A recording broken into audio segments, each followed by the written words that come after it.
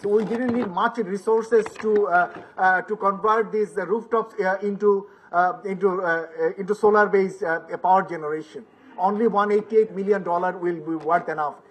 আমরা সেদিনের স্টাডিতে বলেছিলাম যে এনার্জি এফিশিয়েন্ট মেশিনারি ব্যবহার করতে গেলে প্রায় $1.6 বিলিয়ন লাগবে, কিন্তু এখানে দেখেন এই শুধুমাত্র রুফটপকে ইউজ করে মাত্র $200 মিলিয়ন নিচে টাকা দিয়ে এটা সম্ভব। সুতরাং সেই জায়গাটাতে আমরা নজর দেওয়ার কথা অনুরোধ করছি সবাইকে।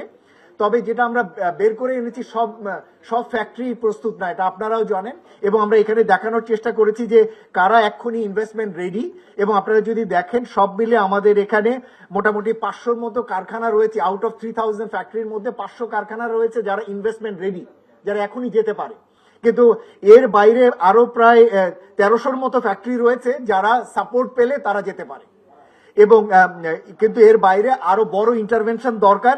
এরকম প্রায় 430 বা 440টা ফ্যাক্টরি রয়েছে যাদের বড় রকমের ইন্টারভেনশন সাপোর্ট দরকার। সুতরাং সেই জায়গাটাতে আমরা নজর দিতে বলছি, এবং নন ভায়াবল ফ্যাক্টরি খুবই কম।